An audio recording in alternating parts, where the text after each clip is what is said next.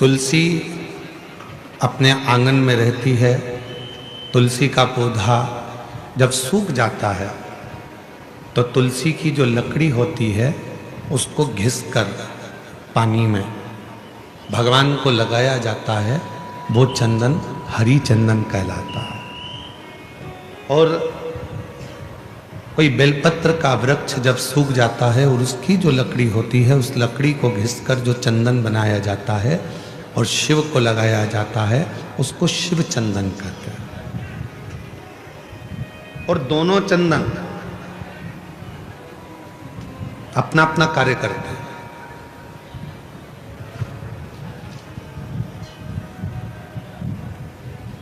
जैसे चंदन लगाते समय 3 उंगली का प्रयोग हम भगवान शिव पर करते हैं। आकार, ओमकार, ओमकार,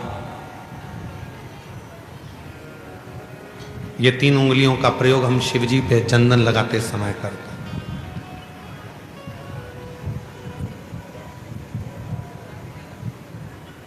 शिव चंदन एक ऐसा चंदन, जब कोई बेलपत्र की लकड़ी, कोई बेलपत्र का पेड़ जब सूखता है तो उसकी छोटे से लकड़ी को हम अपने घर में रखकर उसको घिसकर शिव जी को इन 3 उंगलियों से चंदन को लगाते हैं।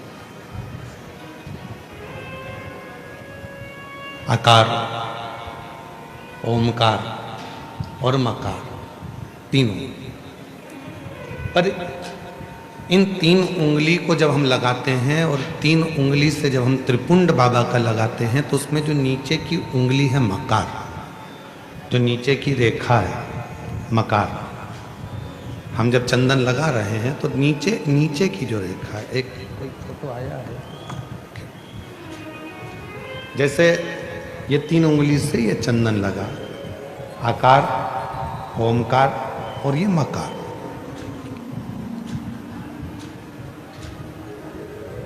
अब दुनिया की दृष्टि में लोगों को लगता है कि चंदन की लकड़ी से जो हमने चंदन लगाया वो भी श्रेष्ठ है, पर बेलपत्र की लकड़ी से जो हम चंदन लगाते हैं, चंदन घिसते हैं और वो भगवान शिव को लगाते हैं, उसमें जो ये मकार वाली रेखा है, जब हम 3 उंगली लगाते हैं तो नीचे की जो मकार की रेखा है उस रेखा का थोड़ा सा चंदन, यदि कितना भी बीमार व्यक्ति है उसके कंठ में अगर वो चंदन, मकार की रेखा का थोड़ा सा चंदन उसके कंठ पर लगाना प्रारंभ कर देते हैं तो 15 दिन में वो पलंग पर से उठकर बैठना प्रारंभ कर देता है, कितना भी बीमार क्यों। आकार, ओमकार और मकार, 3 रेखाएं हम चंदन की खींचते हैं। जैसे इसमें 3 रेखा खींची, 3 रेखा। एक हरी चंदन है जो तुलसी की लकड़ी को घिसकर, जब तुलसी सूख जाती है, तुलसी जब सूख जाती है तो उसकी लकड़ी को घिसकर तैयार करा जाता है, उसको हरी चंदन कहते हैं। और वो हरी चंदन भगवान नारायण को, शालिग्राम भगवान को, भगवान नारायण को, भगवान विष्णु को वो हरी चंदन लगाया।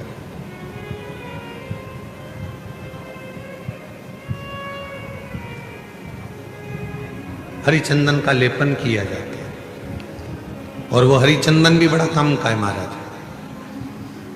जब शालिग्राम भगवान को हरी चंदन लगाते हैं, हरी चंदन का लेपन करते हैं या एक बिंदी भी हरी चंदन की लगाते हैं, और यदि वो हरी चंदन का एक छोटा सा अंश मात्र भी हम लेकर आए, और जिसको दमे की शिकायत होती है, श्वास की शिकायत होती है, चढ़ने में चलते चलते हांपड़ी भरा जाती है, हाँप भरा जाती है, डॉक्टर ने कह दिया कि फेफड़े 70%, 60%, 80% खराब हो गए हैं, काम नहीं कर रहे, उस व्यक्ति के हृदय पर, वक्ष स्थल पर यदि वो हरी चंदन का लेपन जो शालिग्राम भगवान पर, भगवान श्री हरि पर, राम जी पर, ठाकुर जी पर, कृष्ण पर, लड्डू गोपाल पर जो आपने किया है, उसको यदि हम लगाना चालू करते हैं तो उसको भी फिर चलने में तकलीफ नहीं आती और फेफड़े उसके काम करना प्रारंभ कर देते हैं। वो हरिचंदन की भी एक प्रथा।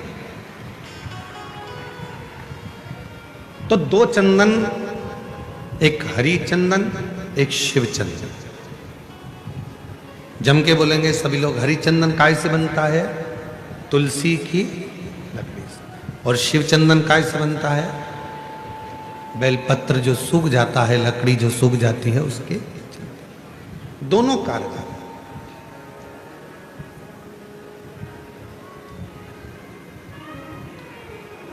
और तेरी पूजन को भगवान बना मन मंदिर आलीशान।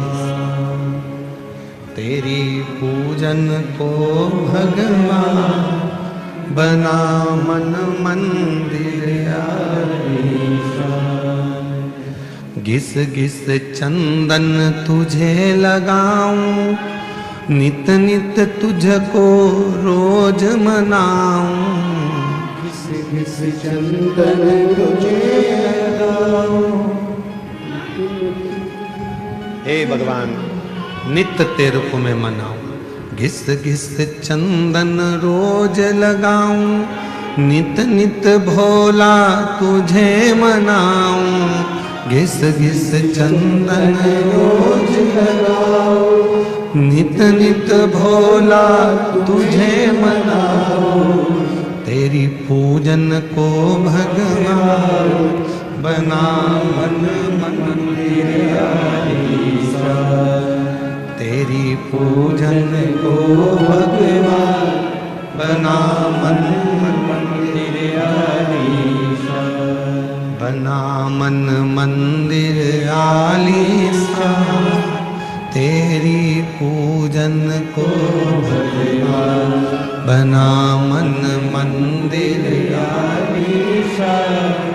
तेरी पूजन को भगवान। नित्य पूजन का एक फल। आज सनातन धर्म पर लोग उंगलियां उठाते हैं। आज सनातन धर्म पर लोग आक्षेप लगाते हैं कि तुम पत्थर की पूजन करते हो। आज सनातन धर्म पर लोग उंगलियां उठाते हैं कि तुम मंदिर जाते हो, जल चढ़ाते हो, पत्थर पर जल ढोलते हो। एक एक साइंस के एक एक उद्देश्य को यदि उठाकर पढ़ोगे तो पूरा साइंस हमारे सनातन धर्म की प्रधानता बताता है। और सनातन धर्म में जितनी पूजन की पद्धति है वही साइंस ग्रहण करता है। वही साइंस। आज दुनिया के लोग इस साइंस वाले कई लोग कह देते हैं हम सनातन को नहीं मानते, ये सब आडंबर है, सब पाखंड है, सब ढोंग है। नहीं,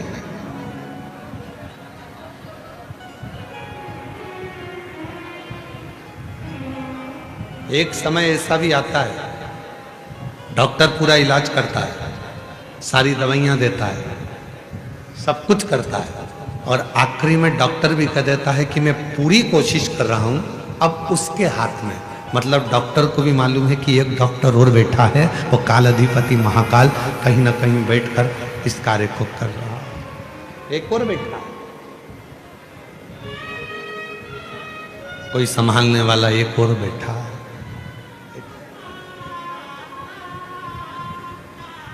शिव कथा कर रहे हैं।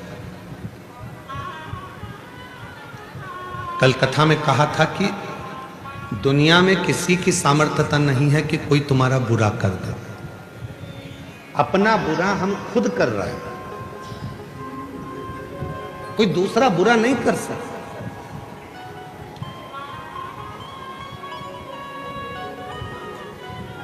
किसी की सामर्थ्यता नहीं हो सकती कि कोई तुम्हारा बुरा कर दे।